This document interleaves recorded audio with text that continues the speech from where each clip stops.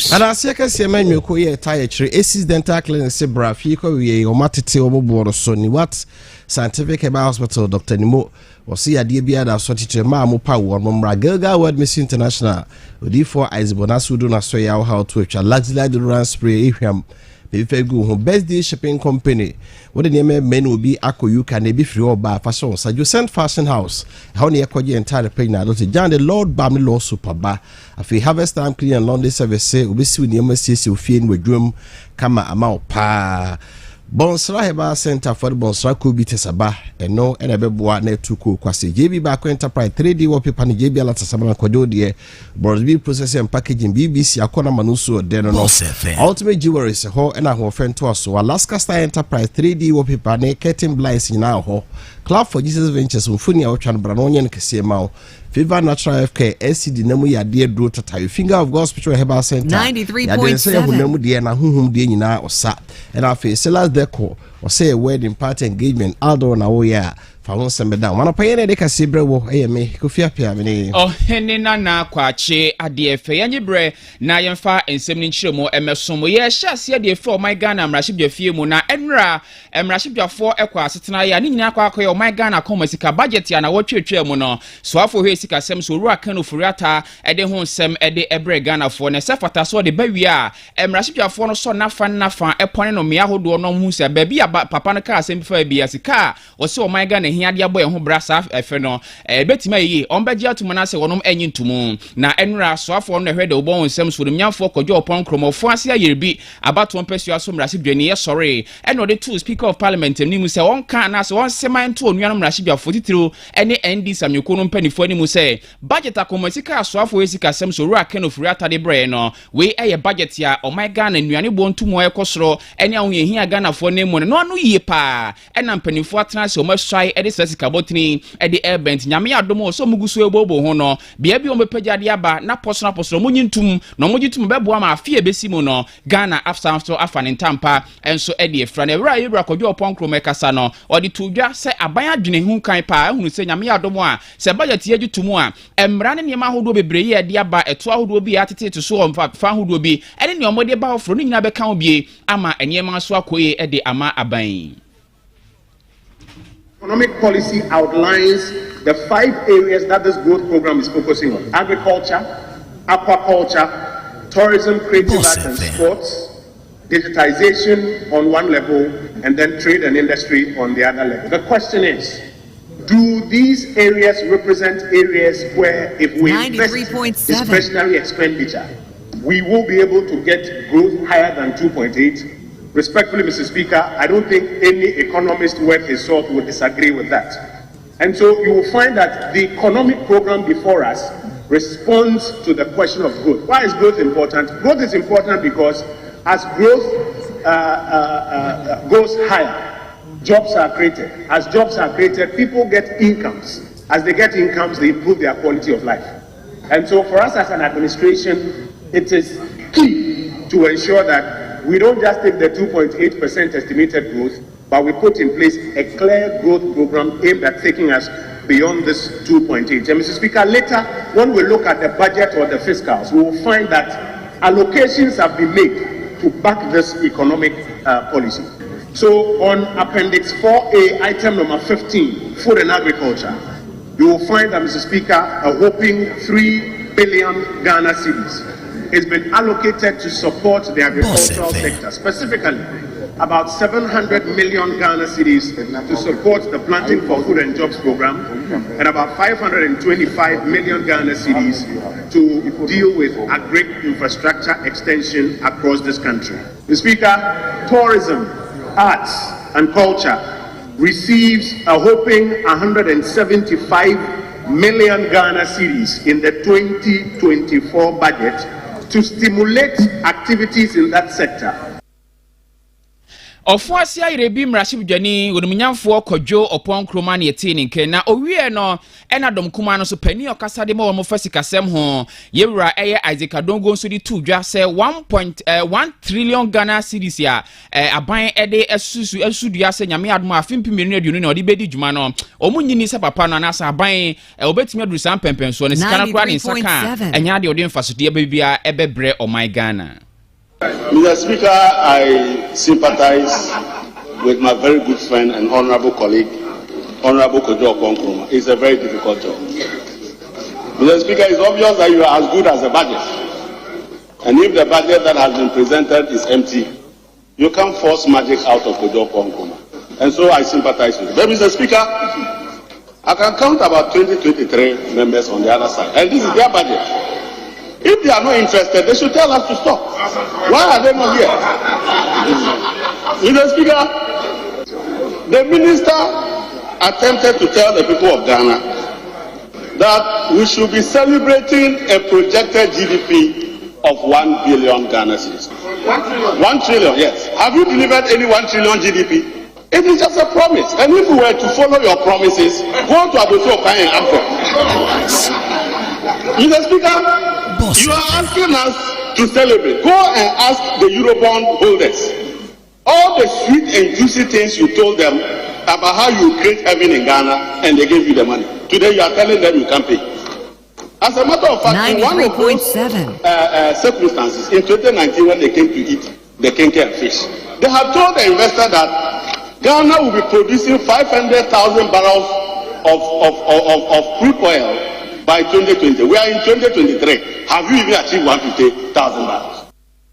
Yewra Isaac Adongo ene yetene nkan. Na eda so amrasebe dwefie mu no onyamfo KT amon na yesofo edwadie ne mfiriguma so yeso nra wode aton sentrofo nim sa ban apempa mra bi de akoto mrasebe dwemu a ne botaye nyina se niema bi ho aye krawa Ghana memu a aban pese usia no ekwan na wo hwe kwampa obetimi afa so ama Ghana fo nso om yesa niema bi o memu no om nso adwuma betimi apagya na niema edimu akotene aban ni abre so obebra ne kra aba Ghana memu bi eyemo se ubia timi kofa mu bia ba Ghana ha no aba beton no ya ban bota yesi free sabre ekro no obetimi enso ayen hye pa ebeboa na ama omo so dua mo Ghana memu aba so masene sika yese no de kra mo ba Ghana no enya agro afi o sa to aso kire bu bio se ye muade kane no nka ope muade a ukoma yanka na nantwi a yekuno amo fresh no anu anya bi ne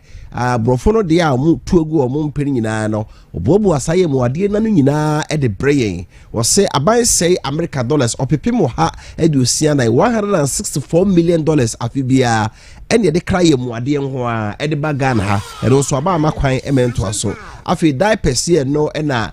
sebe yede siesie nkora ho ne ade no eno so nyakubo Ghana obetima yebi eno nti aban mbra ode akomra se yo mogitumu a sa ne mani afoforo bi e ka ho nyina ne bebra yai mu bi ankra bi Ghana ha of certain goods, certain produce into the country. You'll recall that during the time of my vetting, I did indicate that as a product like the stomach of animals, I don't know whether it's intestine or something. They call it the stomach of animals, bladder, whatever, the top intestines. And the country had to put an amount of about $164 million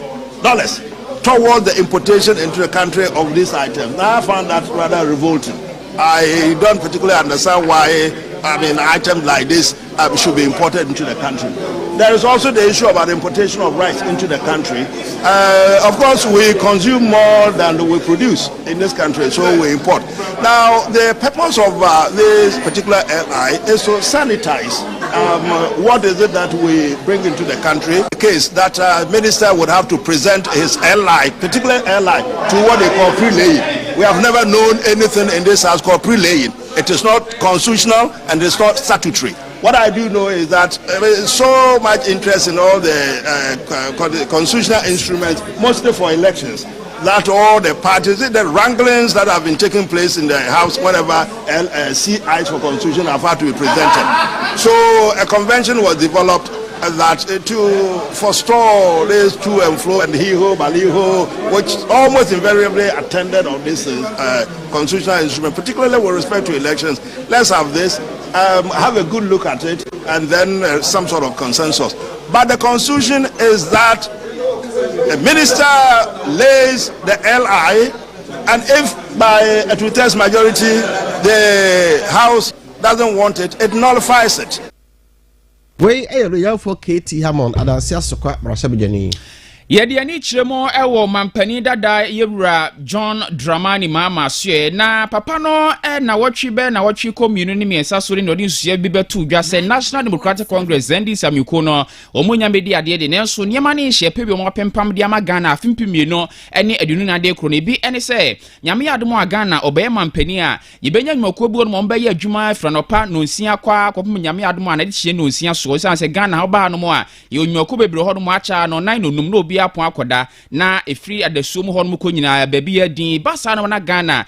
ka ye bɔ no nye kakuma ena ni parodo nso mu ne adwuma motifie na do a na edoso into oboard nhye pa begu akwan so ma 24 hour service no ebi mu ye adwuma pon nwumre no numu a na bi mu so abefo mo akiri na mo so adwuma ma ade ache bebo ma nipa o mo ye adwuma Ghana nya ho mienu ama ni parodo na anya adwuma na wonom ediaye na ebrode sanse no ba ya twina sere ne abasa ma mampani abedi akirewura Dr. Mahmoud Bawumia so de atodwa otie no osresa na os na 24 hour service dwumadie Ghana ha eye dwuma dada na mampani dada Mahama tia no nti dwumadie no ase eno na mo ano kazen so ba Ghana ha do onwako bebre ho no mo a wonom mpon omo ye dwuma ma ade achi nti papa isa begina aka so de sade be ba na odwene ho a wonti ase na eho anu yie ena mampani dada Mahama so ba bonti de beto dwase ne wo Bawumia wo ena wonti de meka no ase esan se ne ye bi wo ha no ma dwuma ko dodo se ne omo ye dwuma Ghana omo ye dwuma ema ade achi meme hia me de ba no ene se wo a obde ho be hye dwumadie no bia no eto awdo bi a okra ne ma di fram no ne ba ne beto de ama o eni parodo obetimi afom adwuma mu no eho to ahodo ne de beto de ama o ene eniema aka de ade adwuma kasa ne nyina ne beto de ama afi bambo mu nsemu ECG nkane abo ba ne behwe aso de ama sa adwuma ko nyina we ne hye pa wode ba na nye de ho mprempren a mampani abede kire Bawumia se ewo dada ne ewo dada san na eye adwuma de fa. Recently I talked about a 24-hour economy, and many people are coming and saying, oh, it's not a well thought through program. People are doing 24-hour economy already. If one pharmacy is doing 24 hours, if one factory is doing 24 hours, that's not what I'm talking about. Everybody should be encouraged to be able to do a 24-hour shift, because we have the harvest season now, the bumper harvest. Factories that are processing agricultural products should be able to run 2 shifts so that they are able to process as much of the agricultural produce as possible. There's nothing wrong with that. And so if already one factory is doing it and others are not doing it, what we're saying is that we will give incentives for everybody who wants to run a 24-hour shift system to be able to do that, so that more young people can be employed. Mampani dada John Dramani Mahama. Na ebra mampani dada Mahama wabono ene ne mpotemu na mampani abi de chiro Dr. Mahmoud Bawumia ono nso e wosirimu amentifi ono nso gusora obontoa e wo ho na enra na okupie dagbon ahimfie ema dagbon manhene yana abukari ye otosmieno wode eto nanimu se ye woda nyankrompo ase se ene wono Dr. Bawumia ya ofri sirimu MPP foyi no nso ni omanim no mpre mampani adwa na mampani bi de chiro Dr. Mahmoud Bawumia so wono nso NDC foyi no so onimu mpre mampani adwa no mienu nyina no o ka kirom se omo ye anuafo na omonya atamfo ne mu amanyukuo ena kwaye fa so bu man no ena omadwen enye ba akọ ho nti osere mo mampani dada Mahama okasa Dr. Bawumia hwese bia wonka bibi eni na tema na ase wontia nemum omienu nyina na obi a be kire se wanyini waben na wanyasuehunu nso amanchemu na edani ara omunyina de krono a eno mo pre na wode ama ome. We as Northerners have to be grateful to all Ghanaians for trusting that only a Northerner can lead Ghana after 2024. It's a big opportunity for us to demonstrate our maturity, competence, honesty, and dedication to move Ghana forward. My son, His Excellency John Dramani Mahama, who is also my son, is your fellow competitor in this election. He is not your enemy or rival. He is your elder brother and the former president of Ghana, who is also being presented by the largest opposition party in our country to be elected as president. So as Northerners, we have already won the election. Whoever wins the trophy is coming home. My son, Your Excellency, I want you to run a clean campaign with your brother. A campaign devoid of name calling and insults. You're a fine gentleman and everybody knows that. So don't let your team mislead you. It is you that the good Lord has chosen because of what he has put in you and not your team. Your team is supposed to translate your thoughts and ideas, including what all of you previously agreed on, into action and not the other way around. We aye yana Yakubu ne kasamafo na otu mampania be de chirefo se abaye beto na feda no omodi nkunim dada efise omumie no de obedi nkunim bia no esirimu amentifi enofre to omhwe yie se nyamenim de ode ama no ode no be ye adwuma na mo wonka bibi ntia ne nua pani omampani dada ma ha efise omie no nyina wo mo eyenuafo. Yedi ani chiremo ewo special prosecutor asyoye na yewura Mahama Yarga Boku Central Mrashibjoni wode krata koma special prosecutor say kwanya Bank of Ghana for penny for faso na omatena efofro wono musie no sika omoyeso won besi omatumienu ya se mohumienu no mode aba bonten a Ghana eka ye bonye kakuma na etosumienu kura na baabi omotie mprempre no BBNC faso funsuo bia man ne ba ne say enom so mompe ya sika botena omate na omode kosi dan ofro no nya sinkumanti papa yenye enhwemu emfa hon Mahama Yarga chiremu akane sika Bank of Ghana for penny for ba bonten say no eno besi atena efofro no eye $121 million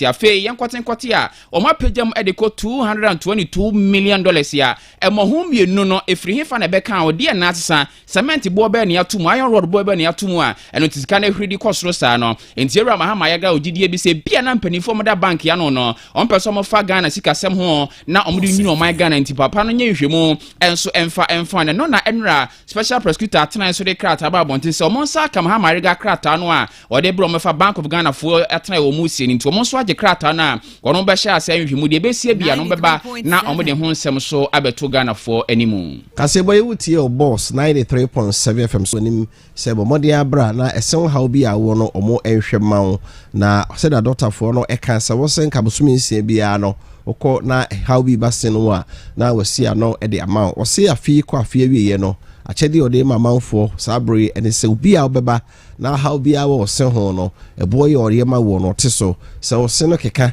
na wo se de braces gusuma wo a ebo no ateso ama open dua 30% se wo se no so pese ebi etu na okusi foforo a eno so obecha usika na homo bupen adua na 40% discount se wo se no so ntiri na wase no ena so ye ho adwuma eno so obecha homo bupen 30% sara so na tokro da ose na no so ye kofele ama wo a eno so sa wateso obema 30% discount wo apeso policy ose me fita ase so chirema no eno de wateso pa 40% discount eno de ma wo we ya chedi o de ma office abre kopim sa fi be ko de we ye Aces Dental Clinic so me dental screen mubu ama no sisku asori fan club na mo from oba be hwemu nyina kuma se o mo de chem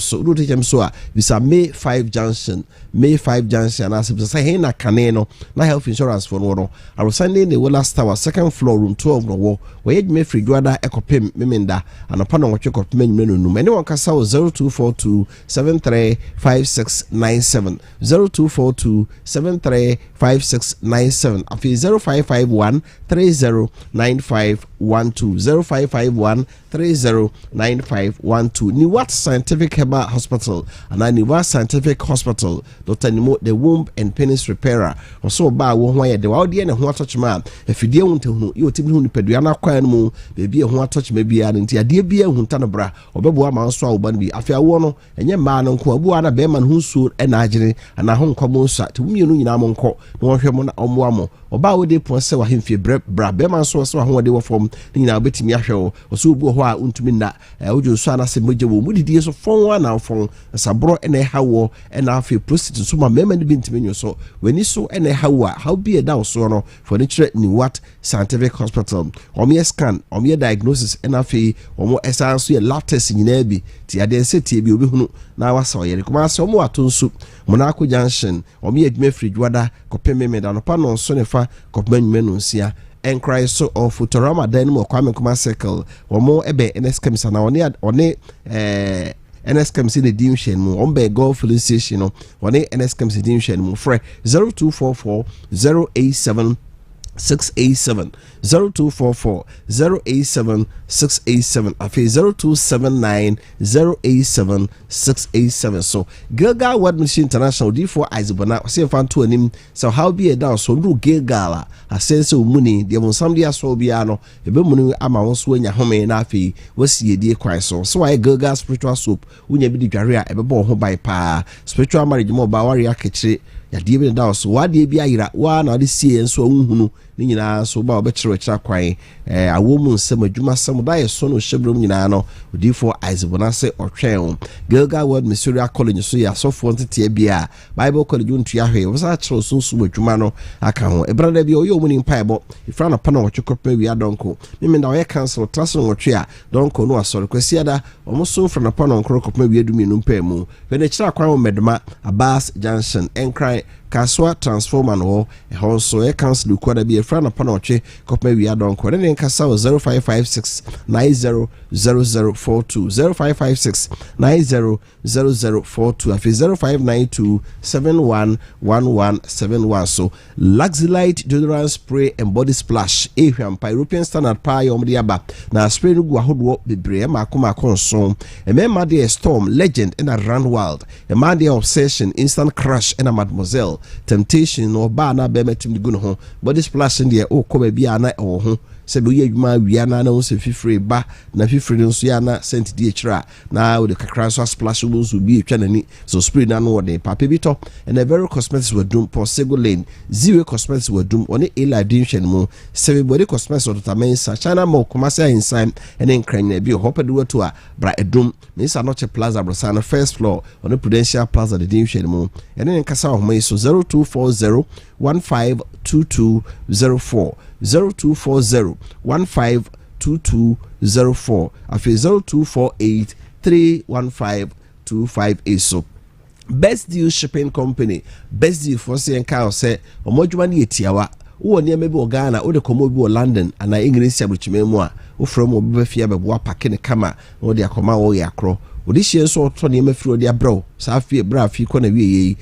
bo mode ya so baka chense onfa Best Deal for na ono omunye adwuma fi so obedi na chi aboa na toto de me nyina no hye ni nyina so mode abro je number yi na ene o monkasa ho e wo 0241 961165 0241 961165 afi 0277 411700 so you send Fashion House you send 7 cars afiko wiye obi adwene se hen menya ntare papa to a efe you send se bra ma mema nkwada ntare nyina kake jeans belt suit occasion bia de so opeji was school mu de watches ne ka ho a shoe Prada Milano Giorgio Armani Gucci ne ka ho bebre ho mema t-shirts so Tommy Hilfiger Polo Versace Giant ne Saratoria Pibito bra masoye baby omkrata bia koma so mo city mall edum Old Topman building kajetia on Hello FM the division enkramo was so small and I feel nungwa junction from 0244 252240 0244 252240 afi 0242 640565 so Dr. Jai Sirinka was a Lord Bab and Lord Soap no man for Giatum so be at honam ye apostle itu osia den sasabro nyina no wo de e Lord Bab na Lord Soap so man ye seminar da be dware na eno so betimi aboa pa na etimi so abo de no ban Lord Complex capsules itu ko acid kudeku na Lord STD capsules so eno so namu ya de syphilis gonorrhea no akote a ebebua o mem do so na e ba so bi ho etu for friend Dr. Jan e was 0244 081022 0244 081022 afi 0244 093270 and so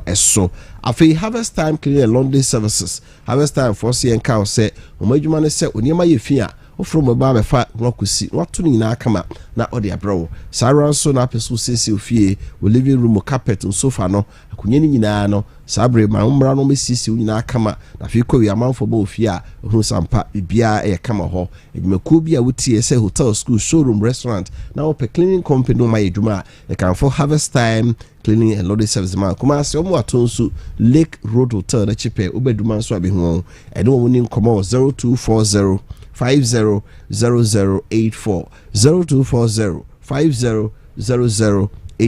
afi baja tum se di obama kwan ama ntoko o mane Hamas fo ko no mo agum no ma homimu kakra na homie ni nyina so mo prin so ama nipa ya fo mo domu omye Israel fo de hye ne Palestinian fo no Hamas fo no jawo mo ena no dware etwe mo ena opening pa yoda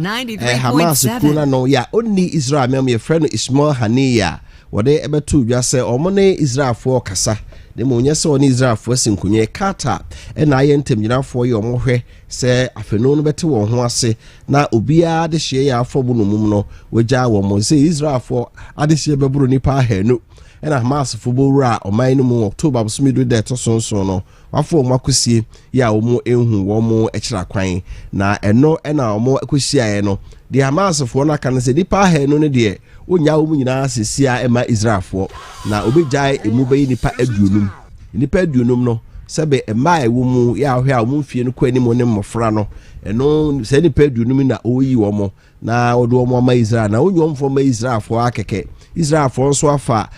Palestinian fo bebre no adomumu a omugu ne duadan mu eno nso nti omu jai Israel fo nipa aduonum a Israel fo nso nya Palestinian fo o ma che omugu afiase nipa wo ha aduonum apam ne se so mu jai Israel ni ba ku bia o se Israel fo nso jai Palestinian fo nipa miensa ya o ma che omugu prison nti fa baako bra fa miensa bra na me fa baako mawo that is say o menya Israel ni ba ku bia no a Palestinian fo miensa so a Israel fo ache wo no also mu jai o mu nti apam enenan enom de so free ne ukoi e de kopem memenda ya be no obi antutu paye nemum Israel fo yi sa Palestinian fo ni po headu num no a na omudo omo ama katafo na Hamas fo nso yi Israel fo nso ade hye ni pa aduonum na odo omo akọ na se obi age ade hye na da so emu Israel mrashabujafo na Israel asofo a omo no mampani na Netanyahu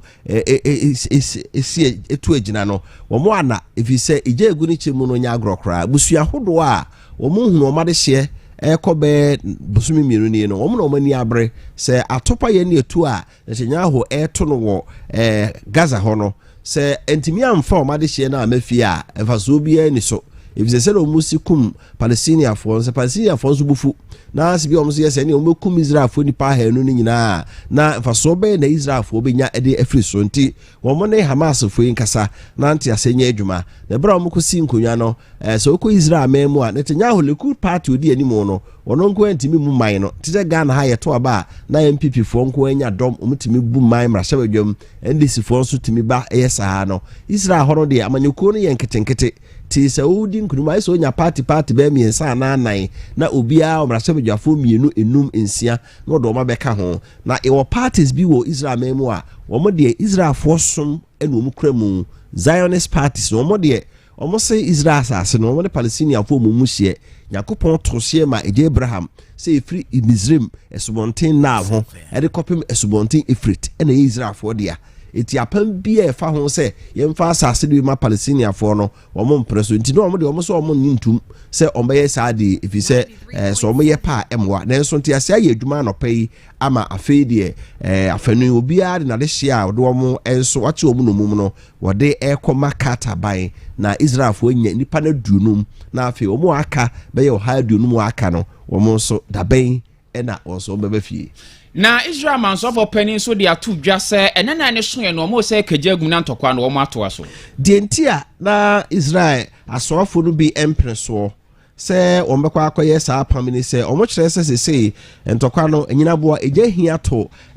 Hamas fo no pa nyesa nko omo Hamas fo no emfasa nsu yima se Israel fo nyai omade hye o haduonum no so nyai Israel fo nipa aduonum na esanse se obri jegu Hamas fo chimu a ama omo yira omo no enu nti no omo de sa pam ya ba di so omo jai se enenan obi a ntutu a Hamas for underground tunnels asase ase ntokuro motu no ebi kopie Lebanon ene Egypt ni ade a obetimi afemu na omo akwa akodie bia omo pe bia na omo ede abanti so omo gya ne nan no na Hamas for timi konya akodie duro bi omo pe na omo de bade a na chese de omo aye ni nyina no emfa so biara amaso ne no na Netanyahu nso ede abetu dwa se enye ne botae no se adwuma no okoye no Gaza ho no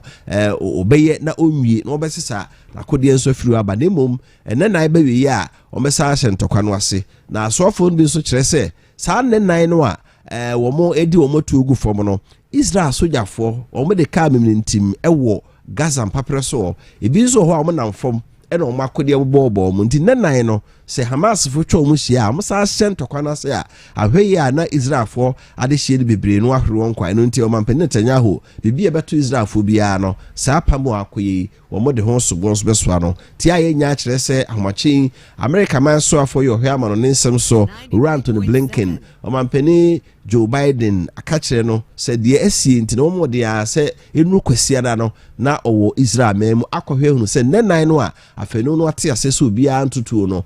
adwuma na afi nso adehia wagya wo no bibia nso yie no mu kwane a enu achi no beka masomdwe aba afenu no ntemu na Palestinian kremosum ko no baako de atu dwa se enra Israel fa adehia fo mu dumum no baako hwere ne nkwa wo Gaza Islamic Jihad akodam no enra omo aba amane se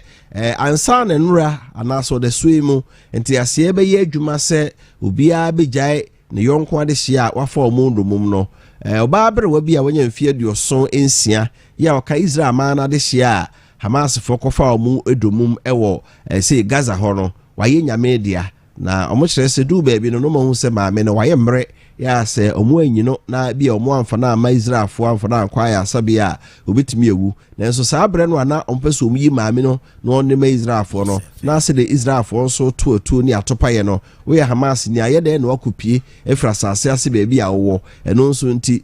womo bo mo din bia senka ometimi yi maame na omo ednama Israel fo na nso anye yi omo chese nura anwumre ansa na pam be ye adwuma no maame watoa na no wonse do onyamfie diosunsia de kase hana ya omo chese omo kofa no Israel mem kroye de ne ox eso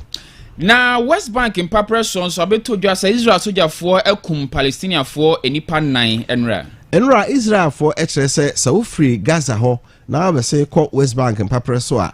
Palestiniafo ye ho no bi ho a omu a na ba bi a Israel sojafo esi pepim no na wono omo edintokwa akobọ ani nenum no eno kire se Israel ma sojafo a omo wi Israel de hia omo eti Gaza ho no wo mu baako anaso omu nipa 9 ya ombegigi omo no kire Israel sojafo no wabo mutu amasese omu nyina hwero nkwa ebasa na watonsa afro Israel sojafo no bi nso abeka ho ebise ebasa na hye Palestiniafo ni bra na womo nso aya adwen se ne womo ma Israel sojafo nso nya asomdwe efi sabere koka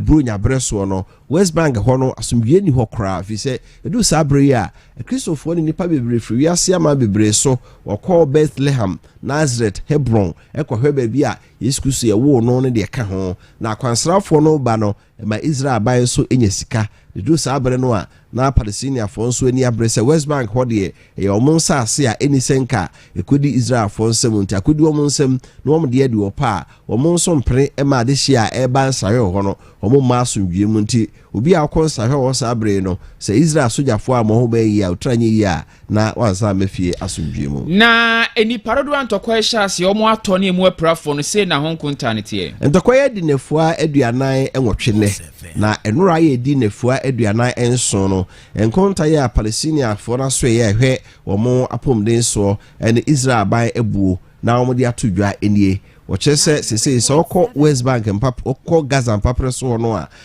Israel fo kum Palestiniafo nipa empim dunan ene wo ha 14,100 emumpim num ahensia mofra ene empim yensa hanumadunum enso ye ma nipa pimadiasam yensa 33,000 ena wo mo nso apripra sa ufiro na akọ West Bank mpapre so a ehon so Israel fo ekum Palestiniafo enipa ahenu ene aduonu emiensa 223 ye mu adunum eye emofra ne nipa mpemienu ahanso adunum wo mo nso pepra afi Israel fam nso no enura Israel for abamane ye se nura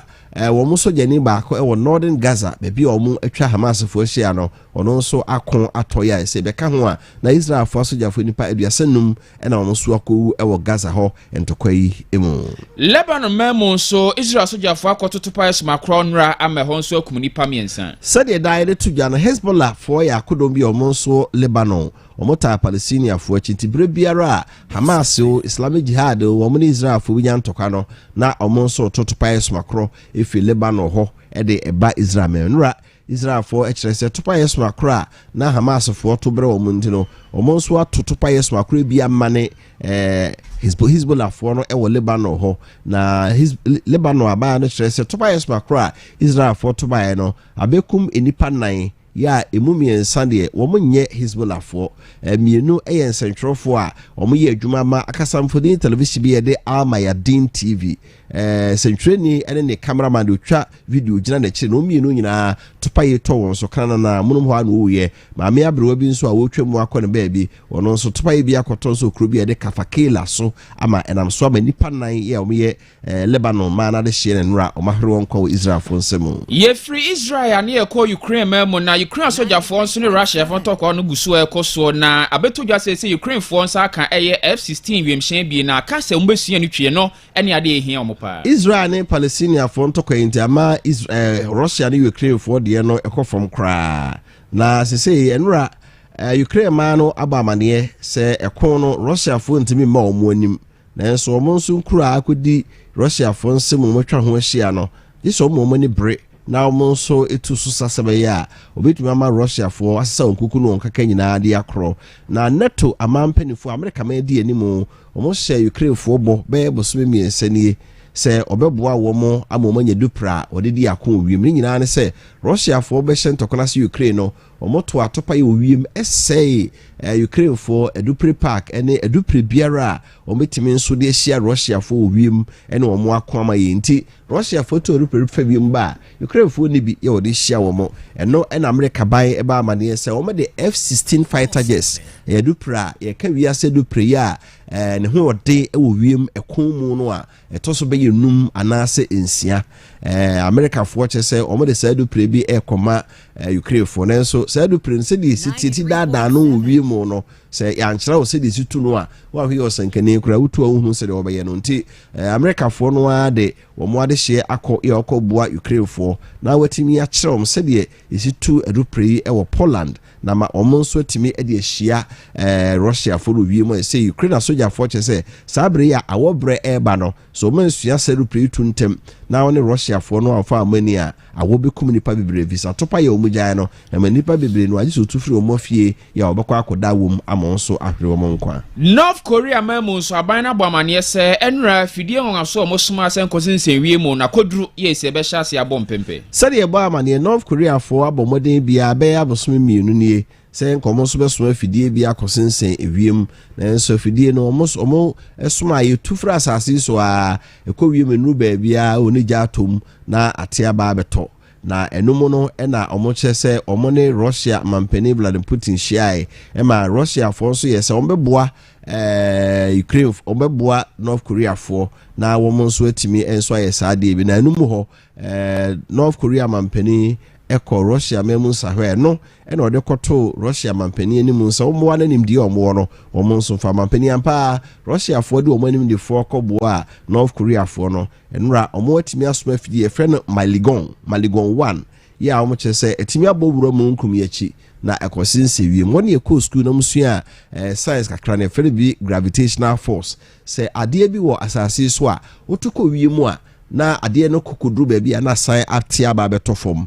enti enema amfidie na abrofo de akosense wiem no se betimi akosen wiem na entimeto a wo se timi bowura emununkum yachi etra ba bi a ahoden ya asase de twe ade bi aba fom no ye friend gravitational force no enuru ho titimi wura mununkum na chikudu sa bia na dia na adekro no aka na esense ho na nadwuma aye nyina ne se etwa video twa mfoni e de brewa se uchim se bia enkoto Ghana Nigeria de ekoso man mu bia onko ho de na so wote wo memu na ohunu bi America phobi, China phobi, Russia phobi, Israel man, we are some mania casino be, North Korea force the Omotimayan and Ray, I must say almost so your carcass of 4, you have a kind one more akaho. Kasebono esi. Bonsra Herbal Center for Dro Bonsra Kobi Test Negusua Yeka was say Coco and Edunya Coco how Kobe Sua Mojani at me pacho. Eye Bonsra Kobi Test and no here draw a bibi draw no brand new time doctor dear and a doctor and say a dear back open into us no any cocoa and 2 better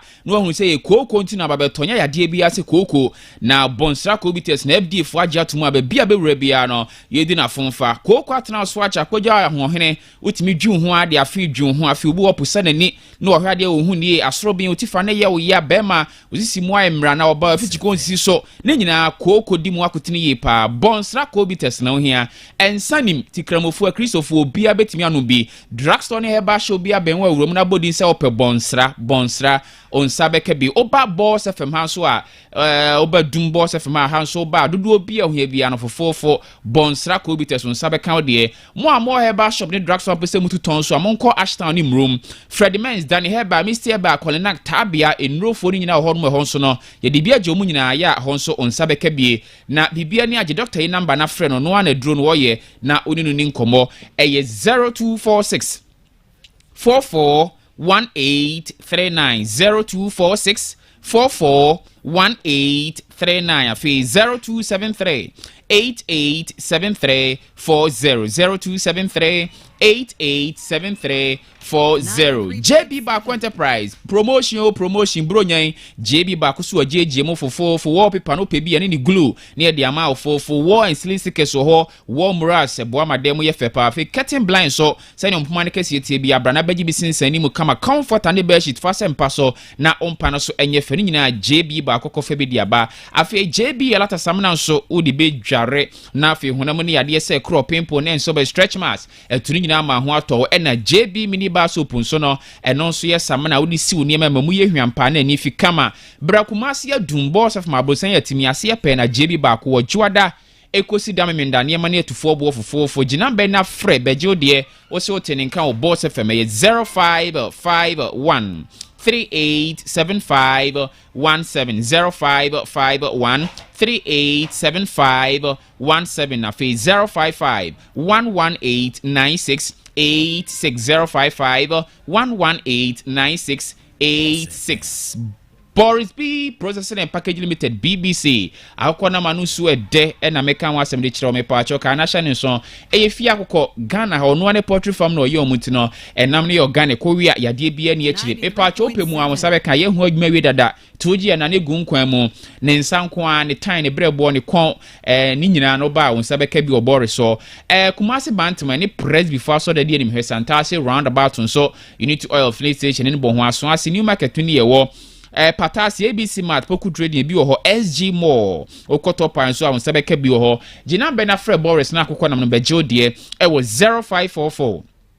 444453 0544 444453 na ye bejo so Ultimate Jewelries Ultimate Fortune Control say me pacho ensumade ne nkawa ene niema agudie niema na ohia ne nyina no Ultimate fa ko fa bi dia ba oba o pe makeup sampacho makeups niema ne nyina no ye de bia ba fofofo earrings eyelash nails lip gloss mascara bonding glue hair feel head bonnet remover wig nail duree makeup brush nail polish ne cleaning tissue nyina no wonsa ebeka bi Kumasi adum boss fm dan yetimi asie pe no mo okoware ukodi birthday ukoye program bi na pese ye beye o makeup twitwi anim kama so ano so friend beba ho ne abaye dia ma fre 0247